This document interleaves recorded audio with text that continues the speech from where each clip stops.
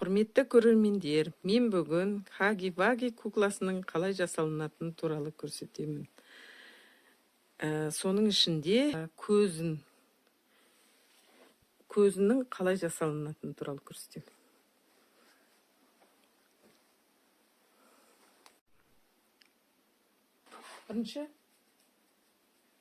Бірінші хаги-вагидің көзін жасау үшін мынандай картонға, қатты картонды алып, содан мынаның 9,5-10 сантиметрге ала беруге болады көзін.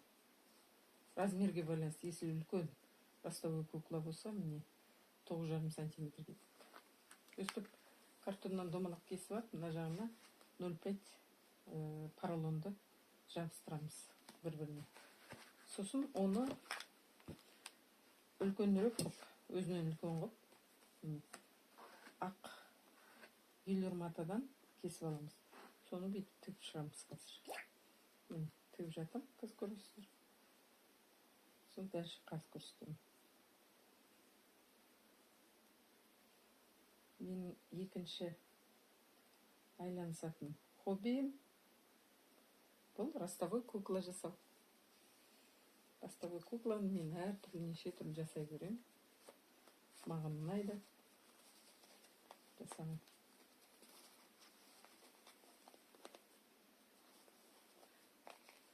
Қараңыздар. Мынаны бүйтіп тартамыз. Болды.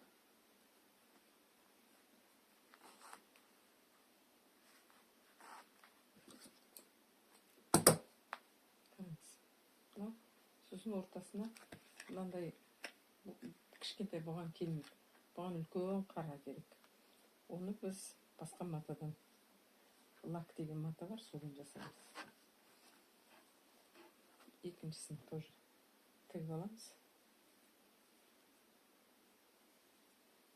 Біріншіден көзін жасау үшін, мынандай шығу үшін әдемі болып. Шеттері домалақ бүйтіп. Қатты қыры көрінбес үшін. Көздің домалақ картоннан кесіп алғаннан кейін, сыртынан мына поролон чуть-чуть қырын жауып тұру үшін бір 3-4 миллиметр үлкенірек аламыз. Сол кезде, жапқан кезде, өзі әдемі болып былай шығады. Соны обязательно ұмытып кетпеңіздер. Енді мынаны тігіп болғаннан кейін бүйтіп істейсіздер. Мынаны тарта саласыздар. Болды. Енді мынаны 2-3 рет тігіп тастайсыздар. Бітті. Енді мынаның үстіне қарадан енді домалағы кішірек те болу керек.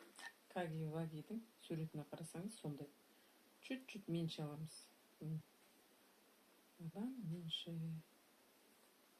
Сонда примерно 9,5 болса, бізге 7,5 алу керек. 7,5, сонда ортасында ағы көрініп тұрады, даже 8 алу керек екен. 8 сантиметрға аламыз, қазір тоже картоннан кесеміз. Сол картоннан кесіп, оны қара матамен қаптаймыз.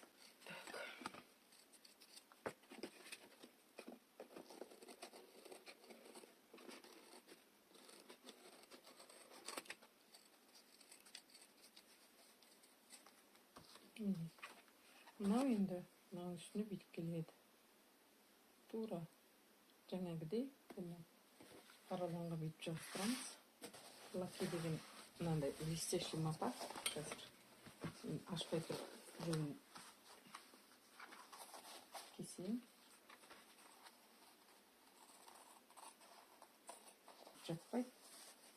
Соны біз тігеміз. Көздің екінші жағына, мынау үсті мынандай лаки болса, астына мынандай велюр мата. Если лаки жоқ болса, осы велюр матаның өзімен де жасауға болады. Бұлай. А мына лакимен ол жарқырап тұрады, көз сияқты, қараша сияқты. Но да жалтырайды, но не так. Бұны енді астына жібереміз.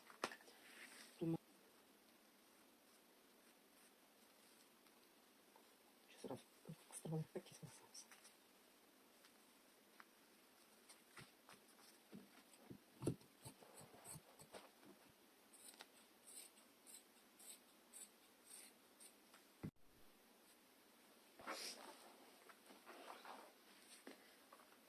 мынандай болып шығу үшін қазір біз міне тіктік, екі жағын бірдей қылып. Енді мына велюр мата жағын кесіп алып тастаймыз. Вот так кесеміз.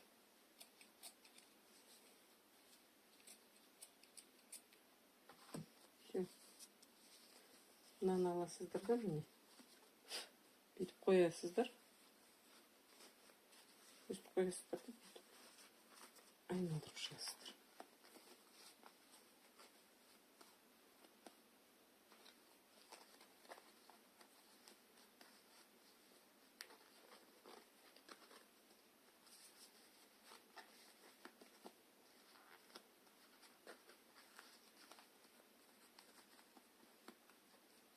Ішіне қайырылмау керек.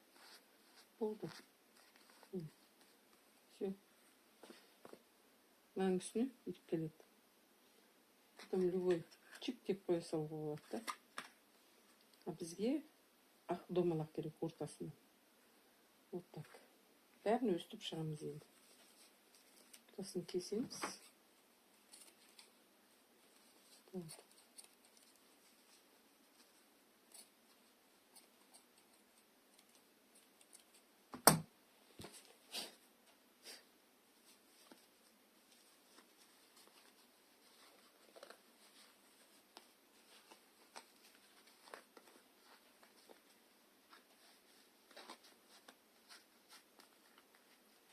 Болды. Енді біткен кезінде көрсетейін. Мынаны енді бір-біріне жабыстырамыз. Мен всегда бір жерінен тігуге тырысам, чтобы көзі түсіп қалмас үшін. Міне мынаның ішінен бүйтіп жабыстырып тастадым. Енді осыны бір жерінен обязательно ұстатып қоюым керек. Өйткені вдруг клей ұстамай қалып, кейін тұсқап жүрсе ұят болады. Не өстіп бір жерінен ұстатып қоям, чтобы кейін клейлеген кезде клей түсіп қалмас үшін. Осылай бір жерінен бүйтіп ұстатып қоясыз.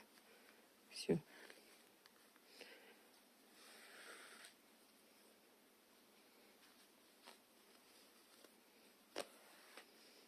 Так. Тағы бір жерінен ұстатайық.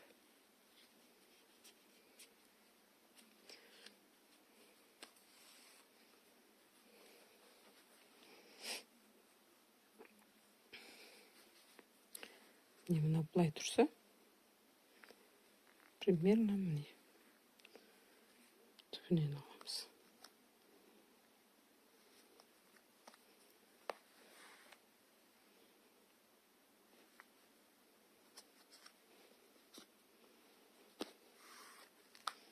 Болды. Енді қалған жерін жабыстырып тастаймыз. Оны тағы бір рет тігіп жүреміз.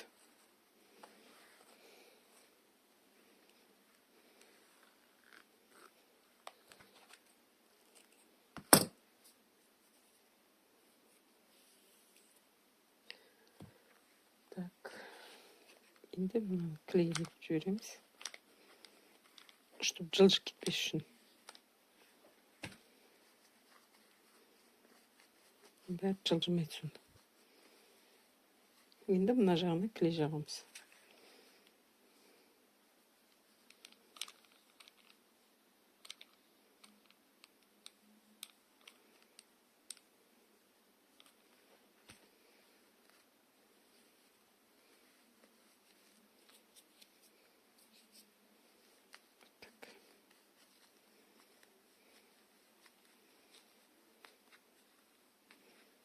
Болды, міне клей ұстады.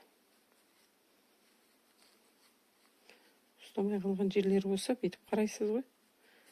Сосын жабыстырып жүресіздер.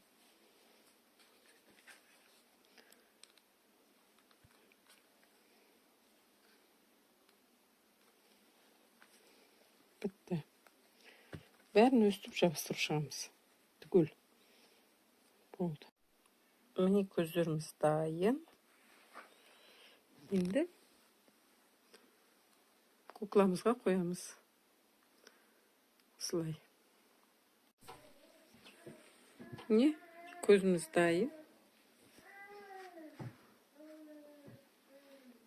Такая получилась